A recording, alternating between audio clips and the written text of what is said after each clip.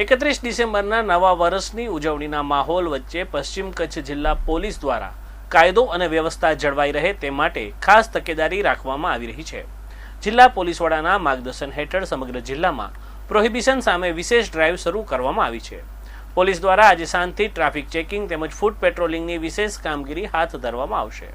આ માટે અલગ અલગ ખાસ ટીમોની રચના કરવામાં આવી છે અને સંવેદનશીલ તથા મહત્વના વિવિધ પોઈન્ટ્સ પર પોલીસ બંદોબસ્ત ગોઠવવામાં આવશે।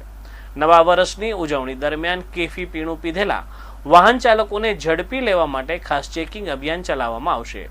સાથે જ 31 ડિસેમ્બરે યોજાનારા વિવિધ કાર્યક્રમો અને પાર્ટીના સ્થળોએ પણ ચેકિંગ સઘન કરવામાં આવશે। આ ઉપરાંત તમામ હોટલો તેમજ અવાવરૂ અને સંદિગ્ધ જગ્યાઓ પર પણ પોલીસ દ્વારા ચેકિંગ હાથ ધરવામાં આવશે।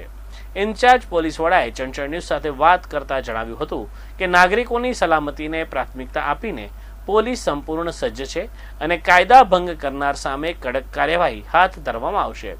પોલીસે નાગરિકોને પણ સહકાર આપવા અને શાંતિપૂર્ણ રીતે નવા વર્ષની ઉજવણી કરવા માટે અપીલ કરી છે।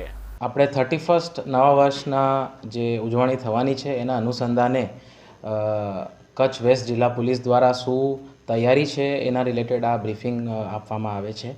તો બેઝિકલી આપણે પ્રોહિબિશનની ડ્રાઈવ થોડાક દિવસોથી ઓલરેડી ચાલુ છે। એ સિવાય ટ્રાફિકની ડ્રાઈવ અને ફૂટ પેટ્રોલિંગની ડ્રાઈવ આજે સાંજે અલગ અલગ વિસ્તારોમાં થશે 31ના અનુસંધાને। અને એ સિવાય આજના આપણે પ્રિપેર્ડનેસની વાત કરીએ તો ટીમો બનાવી દીધી છે અને અલગ અલગ જે આપણે બંદોબસ્તમાં પોઈન્ટ્સ હોય છે, પેટ્રોલિંગ હોય છે, એની પ્લાનિંગ થઈ ગઈ છે।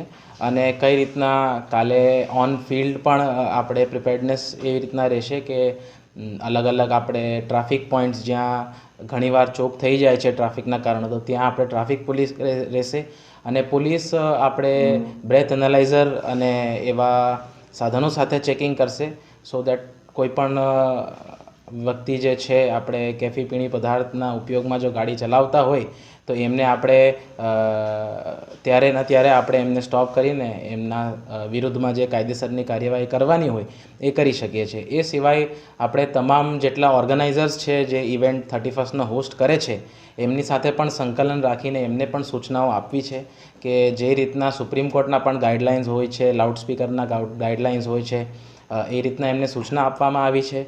અને ત્યાં અંદર પણ એમને સૂચના આપવી છે કે ભાઈ પોલીસની ચેકિંગ તો એમના ઇવેન્ટમાં પણ થશે અને જો એ ઓર્ગેનાઇઝર્સને પણ સૂચના આપવી છે કે જો એમના પાર્ટીમાંથી પણ કંઈ એવી કેફી પીણી પદાર્થનો જો અમને સૂચના એવી મળે કે અહીંયા એવું કંઈ થાય છે તો પોલીસ જે પણ છે જે પણ કાયદેસરની કાર્યવાહી એમાં કરવાની હોય છે પોલીસ એમાં એક્શન લેશે।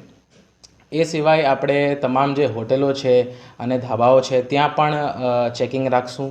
પછી જે આપણે અવાવરૂ જગ્યાએ હોય છે જ્યાં લાઇટો નથી હોતા ત્યાં પણ આપણે શી ટીમ દ્વારા અને બીજા પોલીસ દ્વારા ત્યાં પણ પેટ્રોલિંગ કરવામાં આવશે।